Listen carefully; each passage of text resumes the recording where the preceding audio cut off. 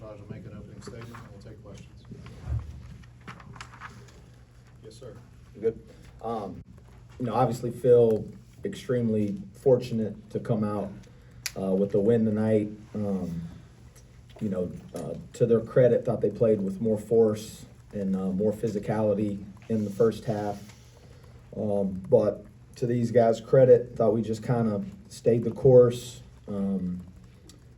Honor got us going and got us back into that game with that stretch of shot making, and then I thought just did a great job the rest of the way of making the simple play, and he's been obviously seeing a lot of attention, putting two on the ball a lot on him, and part of his growth and his maturation through this process is trusting his teammates and just trusting that the game will open up. And I thought he did just a tremendous job of that. And then, DJ obviously made the two monster threes down the stretch and was able to get enough stops and enough rebounds. And, the play of the game, in my opinion, I don't remember exactly when it was, but it was a chaotic stretch. Maybe we were tied or maybe down one or up one. It was like super chaotic.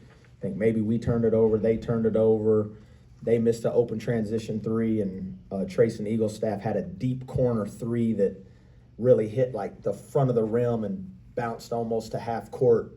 And it looked like it was kind of a jailbreak play where they had like a 4-on-1, and Trayson sprinted back and Amir sprinted back and got a deflection, and then that turned into a layup on the other end for him, and thought that was just a monster play. So feel extremely fortunate to get a road win, and anytime you can win on the road in the Big 12, again, you take it how it comes. So we'll take this one and get ready for the next one.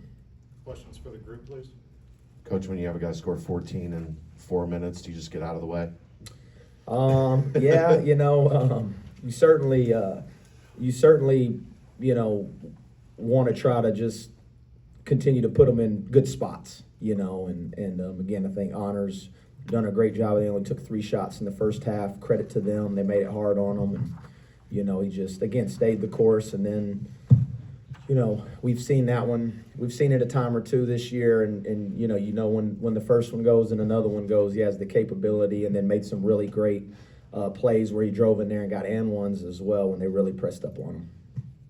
Ross, can you just talk a little bit about down the stretch your decision to stick with DJ after Harlan got his 4th foul? Yeah, it was just, again, I think that's a testament to our group. And, it's been different lineup combinations, different nights. And, obviously we weren't playing great. And so you're really, as a coach, you're searching for answers within the game. And we kind of found that one lineup. It was Amir, Honor, Trey, DJ, and Chance. For a little bit, and that's the group that really got us into the game, and like DJ's ability to space the floor a little bit more because they were putting 2 on Honor. And again, was just proud of him for he puts in a ton of work, as all these guys do. He's probably one of the highest character, mature freshmen that I've been around, him and Amir both. And again, happy for us, but you're really happy for him. Coach, in regards to their Cincinnati's 3-point defense in the first half, were they doing anything specifically that kind of threw you guys off? You guys missed your first 10 threes, but then Honor obviously hit 3 or 4 straight. What were they doing defensively to kind of run you off?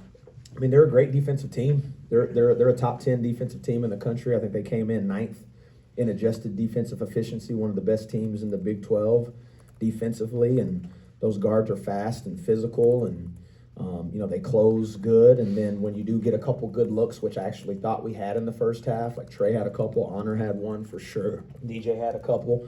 And so of the 9, you really feel like 5 or 6 of them were ones that you got to make. And the hard part is when you're playing against good defensive teams, you can't be shocked because it's hard to get open looks. And then when you finally get one, you rush it a little bit. But these guys put a lot of work in, and if they're the right shots, you just got to trust them, and these guys got to trust them. And again, I thought in the first half we didn't do a good enough job of going and rebounding our misses. There's not a rule that just because you shoot it and it doesn't make it that you can't go rebound it. And then I thought we just had a higher sense of urgency as the game went on. DJ, down the stretch, what allows you to shine in those moments? Coach,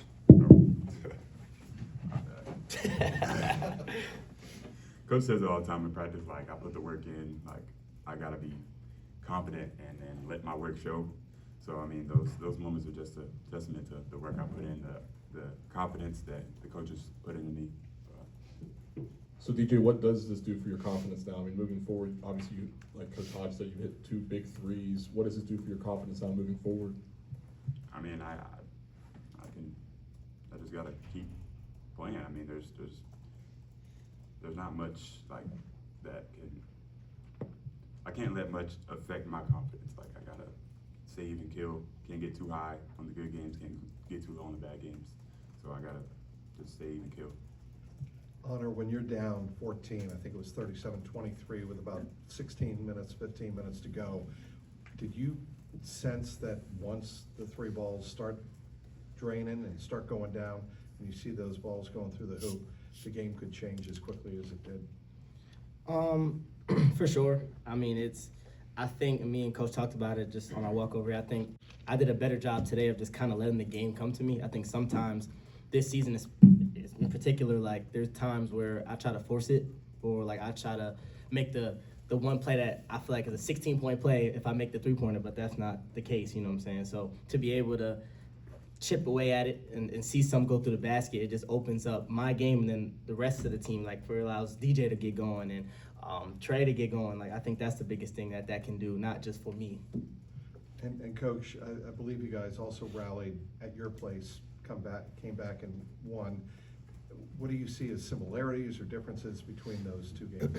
Yeah, I thought the difference in our game at our place was we actually got off to a great start, and we were the one that had a double-digit lead early. I think maybe we were up 10 or 12, maybe up 4 or 5, 6 at the half, up 10 halfway through, and then they went on a run, and we were able to kind of, in the last 4 minutes, we got down a couple buckets, but we were able to fight back. And you know, for us, it always is going to start on the defensive end of the floor, and can you defend and can you rebound? And you know, I feel like, you know, we've even in the last couple games, we've gotten some good looks offensively, and we're struggling a little bit on that end of the floor.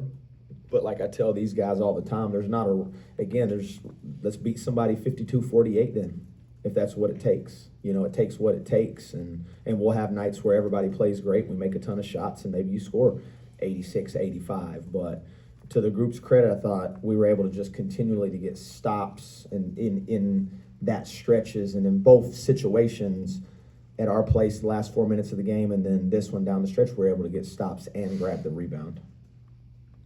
Honor, in the grand scheme of things, how important was tonight's result?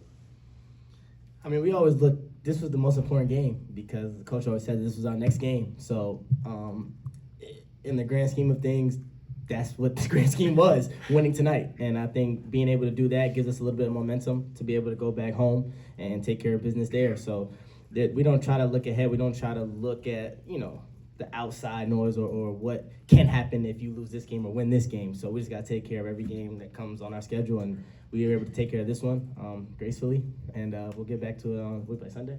Sunday. Yeah, we'll get back to a Sunday. Coach, I know whenever, you know, whether it be press conferences, post-game, or during the week, you've talked about slow starts and adjusting to that. How did you think your team adjusted to that in the second half, especially whenever Honor kind of caught fire there? Well, I don't know if either half we adjusted very well to the starts.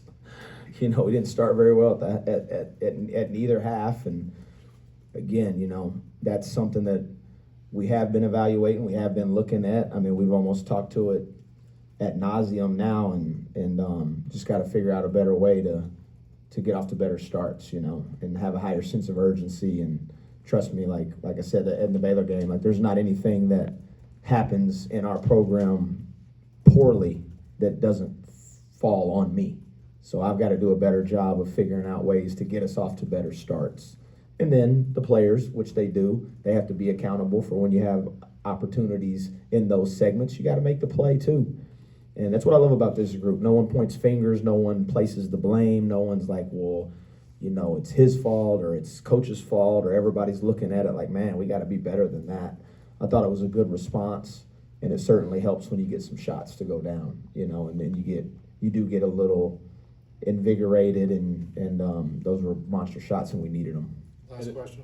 And then talk about the defensive play of Amir and Jasper going up against Jizzle. I mean, obviously he had 10 in the first half, and then he finished with 18. Just talk about the two of them and what they did well to kind of slow him down in the second half.